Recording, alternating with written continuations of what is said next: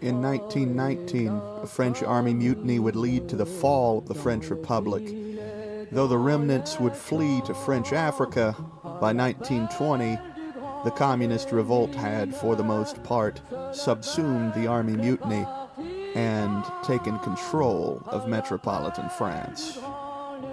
This was the latest of several communist revolts that had happened in Europe, with one having failed already in Russia, the 1917 revolt we all know, and of course the 1917 Italian revolt, the same year, that caused an Italian withdrawal from the war.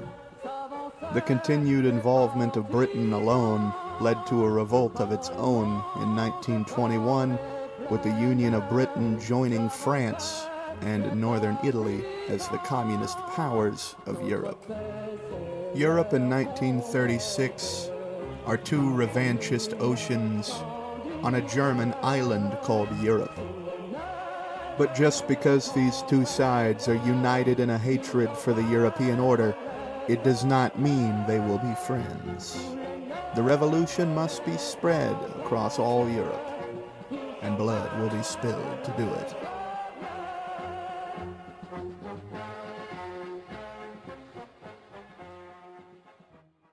Kaiserredux has always been home to wacky mod paths, to extreme paths, paths that probably wouldn't even happen, but today I'm going to show you a path in France that is frankly... Ooh, nobody thought it through when they were trying to balance it. It is wild. It's fun.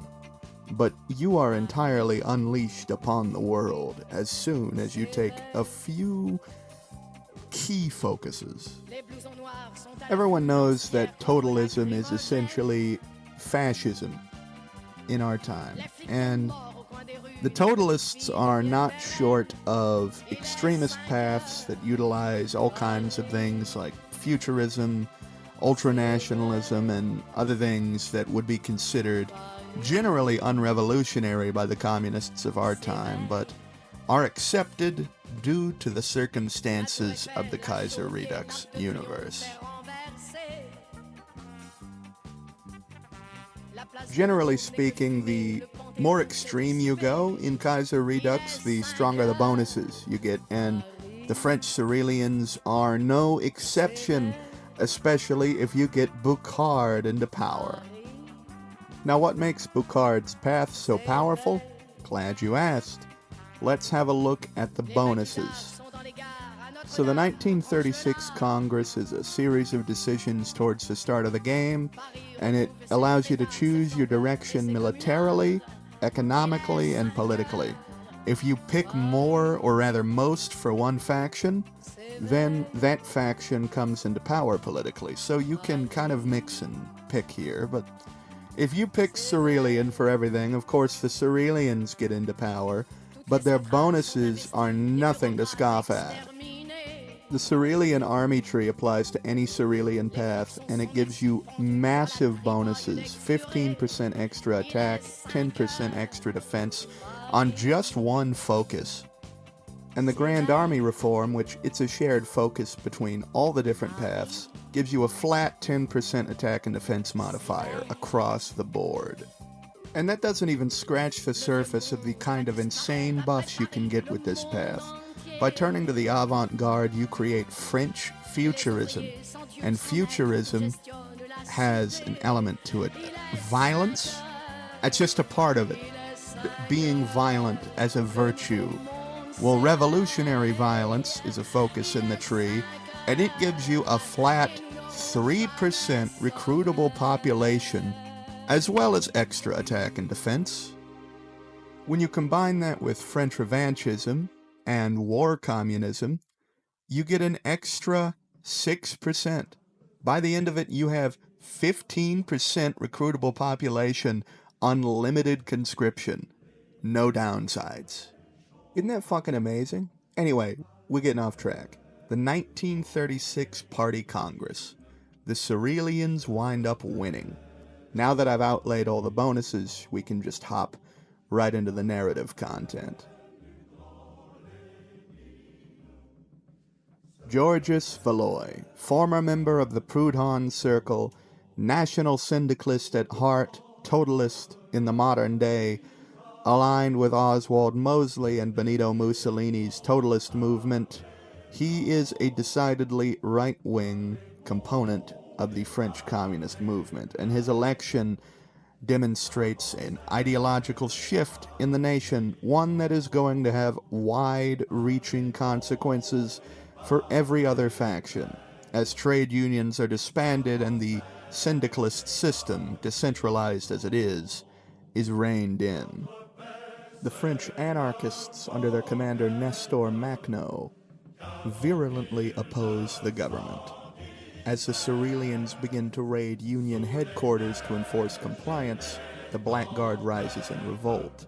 The illegalists begin committing criminal acts, and in a speech about unity, our leader, Georges Sorel, is shot. Taking full advantage of the instability, they begin a bombing campaign and rush for Paris. However, their forces are defeated in the Battle of Paris. With the riots put down, the Revolutionary Legion begins a campaign. Anarchist militants flee the country, and Makhno himself is found dead in a Black Guard safe house during a raid. The Cerealian Council convenes to elect a new leader for the Cerealian Party after the death of Georges Valois. The election of Marcel Bucard marks the beginning of a new era for France. The Revolutionary Legion formally takes control over the Red Army, and classicalism is abandoned by futurism, Bucard's choice. The 1937 Spartakiad brought together the communist powers of the world. There, many of them spoke as their nations competed, and it was decided that France would send aid to many of the revolts around the world, but due to the internal strife they had faced, they were only able to make good on that right now. French volunteers arrived en masse to assist the left Kuomintang along the coast against their adversaries in the Nanjing government. Troops were also sent to the Americas, which had just fractured, to aid the communes of America along the Rust Belt. This resulted in an early seizing of Washington, but the most important contribution was cutting the constitutional states in half by taking Mobile. Despite our victories in China and in the Americas, Italy wound up losing. We did not support them adequately enough, and our efforts in Spain were also going down the drain. So, direct intervention was floated, and Bucard approved a military expedition into Spain. Our forces, experienced from their time fighting in the Appalachians and in the Chinese mountains, rocketed through the Pyrenees, encircling many of the Carlist units, and continuing to press south where they would eventually meet up with Bourbon forces. Problem? The Germans had another idea, issuing an ultimatum to pull French units out of Spain, otherwise they would invade. We had predicted this, and we had troops along the Reichspakt border already. It would appear that the Second World War starts in this timeline over Spain, not the Balkans or any of France's disputed territory, Spain. Forces rushed for their positions. The initial phase of the war was characterized by early skirmishes and the rundown of Spain to free up our elite mountaineer forces for redeployment. Going down superior firepower doctrine, we had a primacy on artillery in support companies. Our infantry had some of the best support of any in the war. Artillery, super heavy artillery, and rocket artillery. And we can't forget sand. Without further ado, this is the template I use for the rest of the war. Let's get right into the combat. Slamming our massed infantry into the line, we only make limited successes, taking small parts of Alsace-Lorraine and the city of Brugge. After having finished off Spain, our mountaineers were redeployed and we began to find weaknesses in their line. Though they had concentrated infantry on nearly every part of it, ours was simply superior. The doctrinal testing was done. After having made some losses on the front line, it was time for us to finally apply what we had learned and begin making progress.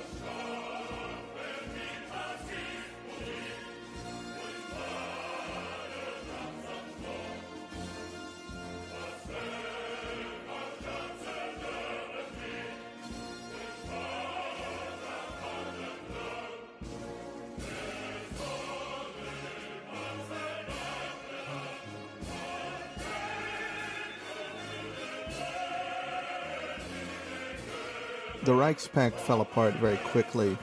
Its Austrian allies betrayed it and invaded from the south, while the Russians invaded from the east, and we invaded from the west. However, we got to all of Germany first, and therefore, we took the spoils. Next on the block was the Austro-Hungarian Empire, which seems like it never improved its army since the start of the war. Their death was a predetermined fate, and they lasted an even shorter time than Germany. Next was the Republic of Italy. They stood unaligned in the world, without Entente support. They were ripe for the pickings. And from there, the last vestige of non-communist rule west of the Danube was Portugal. The revisionist Social Democrats in Moscow had formed a Commonwealth of Nations, an Eastern and Middle Eastern bloc of nations created to counter us. Well, at least that's what we tell ourselves. Regardless of the facts, we need to end opposition in Europe. Never has the world been closer to a world socialist revolution than it is right now. If we don't take this opportunity, we will never have it again. With a French army 4 million strong, we cruise into the Balkans, and soon into Russia proper. From here, nothing can stop us anymore.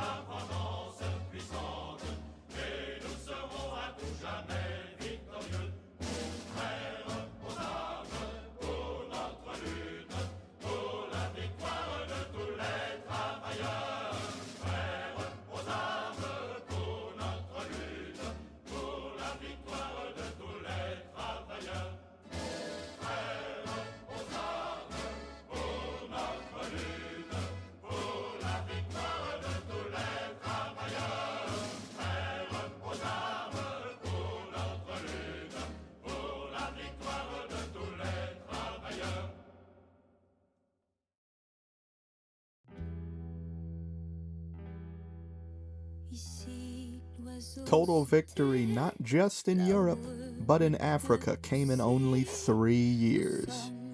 But we still have to fight in Finland, which is still technically in Europe, and India, the Indian subcontinent, but the big dog is Canada. As far as bad situations go, Communist America is in a pretty bad one. Fighting a two-front war for well over 2 years now, they have slowly but surely lost territory to Mexico and Canada, and not regained much ground, but they have been holding their own, industrializing, and expanding their military. With Europe now taken care of, we can turn and assist our comrades once more in the communist states of America to finally finish off the Entente.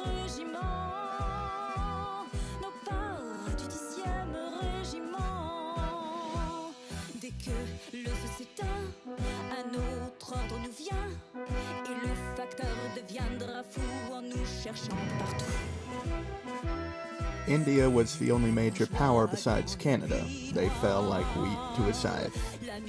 With that done, it was time to save our friends in the United States before they were cut in half.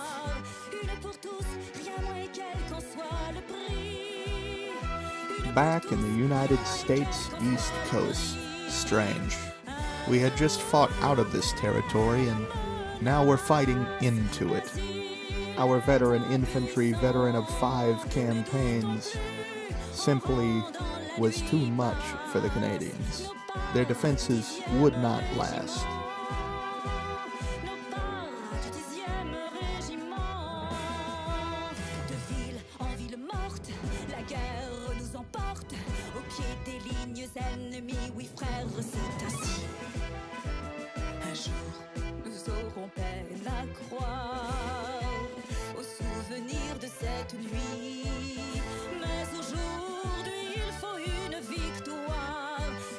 With the final defeat of the Entente, Africa, Europe, much of Asia, and the Americas were all ours.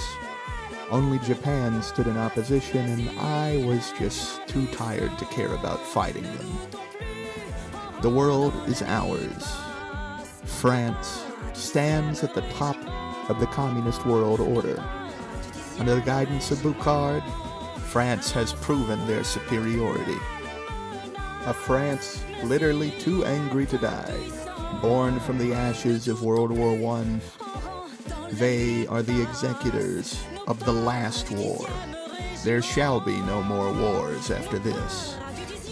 No, they will all be massacres.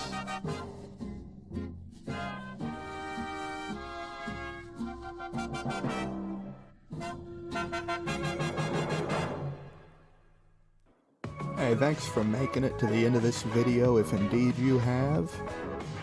Man, time has really not been on my side lately.